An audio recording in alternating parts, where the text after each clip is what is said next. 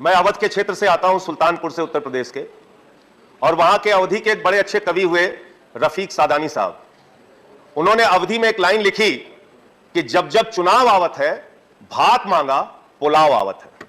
Bharatiya Janata party की हालत यही है मान्यवर, इनकी सरकार चुनाव आ जाए तो पेट्रोल का दाम कम, डीजल का दाम कम, गैस का दाम कम, सीएनजी का दाम कम, पीएनजी का दाम कम, सारी चीजों में महंगाई कम।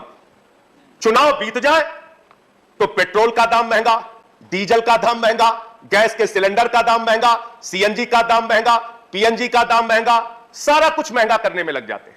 इसका मतलब महंगाई से कोई आपका गोपनीय समझौता है मान्यवर, कोई गोपनीय समझौता है। जब चुनाव आता है आप कहते हैं थोड़ा दूर हो जाओ, जैसे ही चुनाव खत्म होता है कहते हैं आओ हम तुम्हें बढ़ा रहे हैं, आओ तुम्हें बढ़ा रहे हैं। इस गोपनीय रिश्ते का खुलासा कीजिए।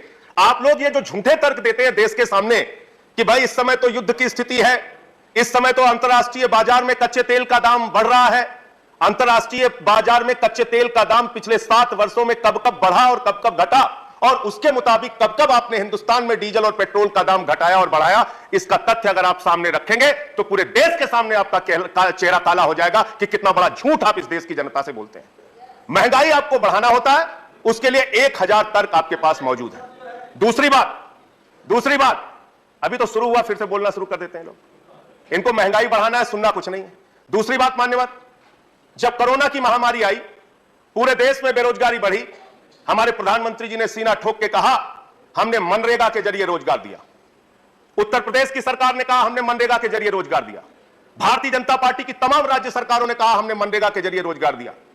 और जैसे ही कोरोना खत्म हो गया, लोगों को रोजगार की अभी आवश्यकता है, आपने मनरेगा का बजट घटा के 98,000 करोड़ से घटा के 73,000 करोड़ कर दिया। उसमें भी 18,000 करोड़ रुपए पुराना बकाया देना है। 54,000 करोड़ रुपए आपने मनरेगा का बजट कर दिया। मनरेगा का बजट आप घटा रहे हैं। और मनरेगा में आपकी स्थिति क्या है? यह आपका दिया हुआ जवाब है, मेरा जवाब नहीं है सर। 100 दिन के रोजगार की गारंटी है। आंध्र प्रदेश में औसत 30 दिन, अरुणाचल में 47 दिन, आसाम में 22 दिन, बिहार में 36 दिन, छत्तीसगढ़ में 29 दिन, गोवा में 19 दिन, ऐसे ऐसे करके मध्य प्रदेश में 31 दिन। साल में मात्र 31 दिन, 30 दिन, 20 दिन आप रोजगार दे पा रहे हैं मनरेगा के जरिए, जिसका आप पूरे हिंदुस्तान में ढिंडोरा पीटते हैं कि हमने मनरेगा के जरिए बहुत रोजगार देने का काम किया। इसके साथ साथ नौजवान बेरोजगारों की अगर हम बात करें मान्यवर, हर क्षेत्र में ठेका प्रथा इन्होंने लागू कर दी। नौकरियां देने के बजाय आउटसोर्सिंग और ठेका प्रथा। और यह ठेका प्रथा एकमात्र कमीशन खोरी और भ्रष्टाचार का जरिया है।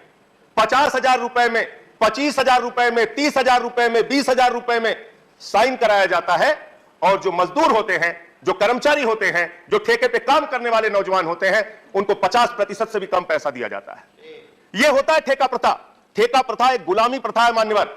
इसलिए जो ठेका प्रथा पे लगे हुए लोग हैं उनको रेगुलराइज कीजिए। और इस ठेका प्रथा के जरिए हिंदुस्तान के तमाम सरकारी डिपार्टमेंट्स के अंदर जहां दलितों के लिए आरक्षण है, जहां पिछड़ों के लिए आरक्षण है, हमेशा से आपकी दलित और पिछड़ा विरोधी जो मानसिकता है, उसके कारण से आप इस ठेका प्रथा को बढ़ावा दे रहे हैं। इससे आदिवासियों का, दलितों का, पिछड़ों का आरक्षण धीरे धीरे करके सारे विभागों में आप खत्म करते जा रहे हैं। दूसरी बात मान्यवर, काला धन की बात अगर हम कर ले, आप ढिंडोरा पीटते थे 300 लाख करोड़ काला धन आएगा, 50 लाख करोड़ काला धन आएगा।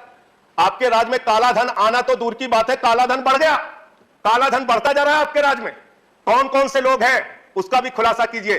किसका काला धन है जो बढ़ा है? बीजेपी के नेताओं का है कि उद्योगपतियों का है कि अधिकारियों का है कि कर्मचारियों का है? किसका काला धन है? कहां से काला धन बढ़ गया? इसका खुलासा कीजिए।